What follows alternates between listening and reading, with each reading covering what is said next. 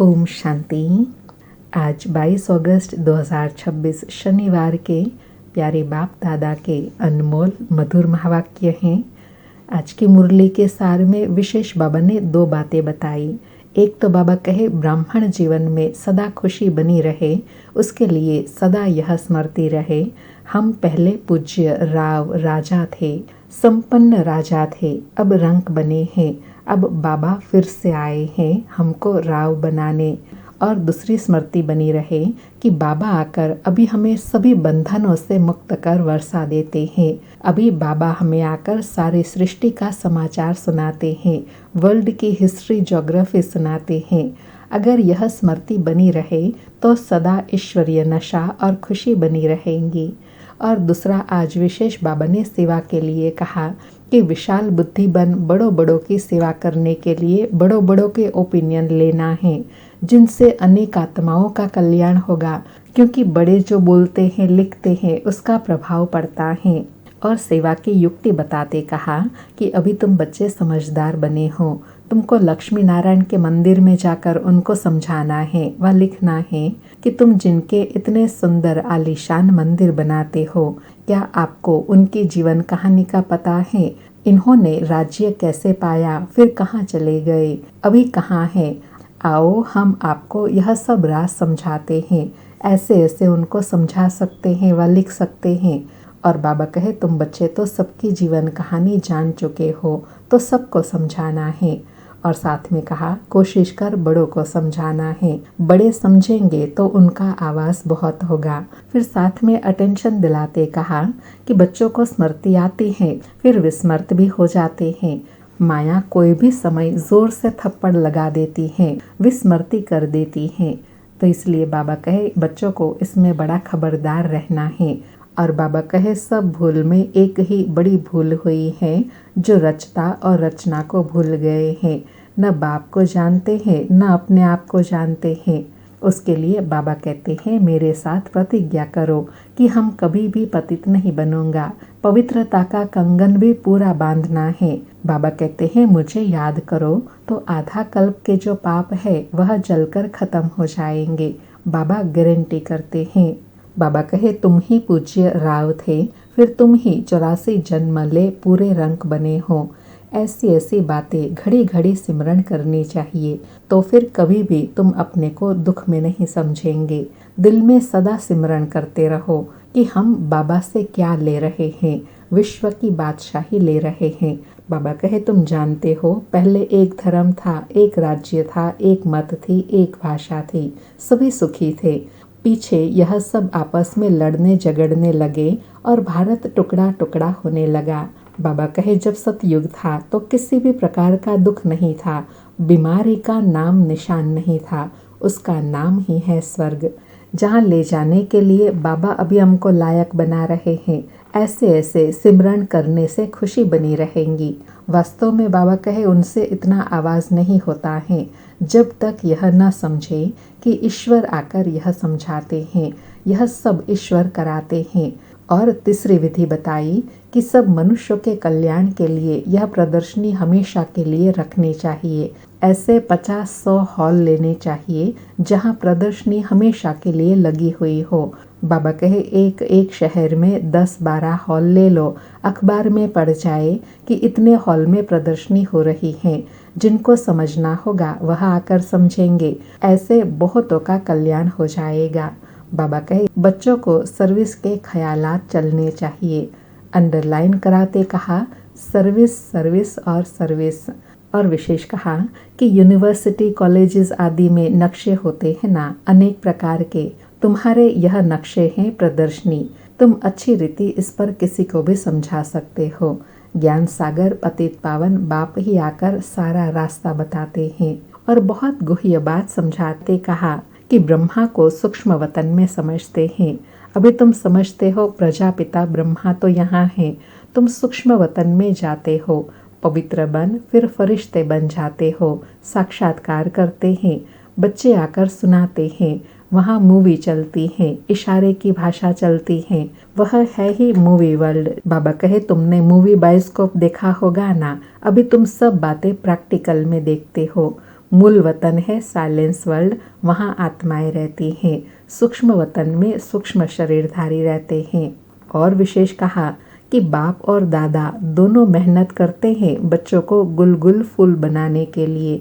अभी तुम बच्चे समझते हो बगीचा किसको कहा जाता है, कांटों का जंगल किसको कहा जाता है। सतयुग है फूलों का बगीचा, जहाँ देवताएं रहते हैं, जिनमें दिव्य गुणों की खुशबू रहती है।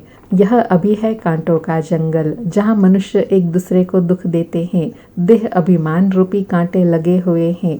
बाबा कहे तुम्हारी बुद्धि में सारा राज है। सतयुग क्या है, कलयुग क्या है, तो तुमको अभी खुशी होनी चाहिए। और नशा दिलाते कहा कि तुम जानते हो हमको कोई मनुष्य नहीं पढ़ाते हैं, हमको स्वयं भगवान बाप पढ़ाते हैं। यह रूहानी यज्ञ है, इसको स्पिरिचुअल नॉलेज कहा जाता है। रूह को वही बाप आकर फिर से पढ़ाते हैं। और लास्ट में ब्रह्मा सो विष्णु कैसे बनते हैं उसको स्पष्ट करते कहा कि विष्णु सो ब्रह्मा बनने में 1 जन्म व 1 सेकंड लगता है, लेकिन विष्णु सो ब्रह्मा बनने में 84 जन्म लगते हैं। कितनी वंडरफुल बातें हैं। यह है बेहद की बात। अभी बेहद के बाप से बेहद की पढ़ाई पढ़कर बेहद का राज्य लेते हैं। यह आत्मा नॉलेज लेती है, तो तुमको कितनी खुशी होनी चाहिए। यह आंतरिक गुप्त खुशी होनी चाहिए। पढ़ाई के संस्कार आत्मा में भरते हैं। अभी आत्मा को ज्ञान की रोशनी मिली है। और साथ में सेवा के लिए कहा कि सागर से रिफ्रेश हो, बादलों को मिलकर ज्ञान वर्षा करनी है। आपस में मिलकर प्रदर्शनी आदि तैयार करने में मददगार बनना है। सर्विस का शौक होना चाहिए। सर्विस, सर्विस और सर्विस। सुनते हैं प्यारे बाप दादा के अनमोल मधुर महावाक्य। आज बाबा कहे मीठे बच्चे विशाल बुद्धि बन, बड़ों बड़ों की ओपिनियन ले, अनेक आत्माओं का कल्याण करो, उनसे हॉल आदि लेकर खूब प्रदर्शनियां लगाओ। मीठे बच्चे विशाल बुद्धि बन, बड़ों बड़ों की ओपिनियन ले, अनेक आत्माओं का कल्याण करो, उनसे हॉल आदि लेकर खूब प्रदर्शनियां लगाओ। आज मुरली से प्रश्न है, अभी तुम्हें कौन सी स्मृति आई है जिसका सिमरण करो तो कभी दुखी नहीं होंगे। अभी तुम्हें कौन सी स्मृति आई है जिसका सिमरण करो तो कभी दुखी नहीं होंगे। उत्तर में बाबा कहे, अभी स्मृति आई कि हम पूज्य राव थे, अर्थात साहूकार थे, संपन्न थे, राजा थे, फिर रंक बने अर्थात गरीब व गुलाम बन गए। अब फिर से बाबा हमें राव राजा बना रहे हैं। बाबा अभी हमें सारे विश्व का समाचार सुनाते हैं। हम वर्ल्ड की हिस्ट्री, ज्योग्राफी को जान गए हैं। इतनी स्मृतियों का सिमरण करते रहो तो कभी अपने को दुखी नहीं समझेंगे, सदा खुश रहेंगे। आज मुरली में गीत बजा, नयनहीन को राह दिखाओ प्रभु। सारी मुरली से धारणा के लिए सार है। पहला पॉइंट, बाप द्वारा मिली हुई नॉलेज का सिमरण कर अपार खुशी में रहना है। विशाल बुद्धि बन, जोर शोर से सर्विस करनी है। दूसरा पॉइंट, बाप द्वारा जो स्मृति मिली है उसे विस्मृति में नहीं लाना है। पवित्र रहने की जो बाप से प्रतिज्ञा की है उसे पूरा निभाना है। आज बाबा का वरदान है, न्यारेपन के अभ्यास द्वारा फरिश्ते रूप का साक्षात्कार कराने वाले निरंतर सहज योगी भव। स्पष्टीकरण है, जैसे कोई भी वस्त्र धारण करना व न करना अपने हाथ में होता है, ऐसे अनुभव इस शरीर रूपी वस्त्र में हो। जैसे वस्त्र को धारण करके कार्य किया और कार्य पूरा होते ही वस्त्र से न्यारे हुए, शरीर और आत्मा दोनों का न्यारापन चलते फिरते अनुभव हो, तब कहेंगे निरंतर सहज योगी। ऐसे डिटैच रहने वाले बच्चों द्वारा अनेक आत्माओं को फरिश्ते रूप और भविष्य राज्य पद के साक्षात्कार होंगे। अंत में इस सर्विस से ही प्रभाव निकलेगा। आज बाबा ने सहज योग द्वारा साक्षात्कार मूर्त बनने की विधि बताई कि जैसे शरीर रूपी वस्त्र धारण करना और उतारना कितना सहज है, ऐसे देह में आना और देह से न्यारा होना इतना सहज हो। और बाबा कहे, जब इस अभ्यास के अभ्यासी हो जाएंगे तब आपके द्वारा फरिश्ते स्वरूप का भी साक्षात्कार होगा और भविष्य स्वरूप का भी साक्षात्कार होगा। आज का स्लोगन है, संगम का 1 सेकंड भी व्यर्थ गंवाना अर्थात 1 वर्ष गंवाना। संगम का 1 सेकंड भी व्यर्थ गंवाना अर्थात 1 वर्ष गंवाना। आज के अव्यक्त इशारे हैं, अपवित्रता के बीज को भी समाप्त कर संपूर्ण स्वच्छ पवित्र बनो। आज बाबा ने धारणा करने के लिए कहा कि ब्राह्मण जीवन का जो आंतरिक वर्षा सदा सुख स्वरूप, शांत स्वरूप, मन की संतुष्टता है, उसका अनुभव करने के लिए मनसा की पवित्रता चाहिए। जमा करने की विधि है मनसा वाचा कर्मणा की पवित्रता। फाउंडेशन पवित्रता है। सेवा में सफलता का आधार भी पवित्रता है।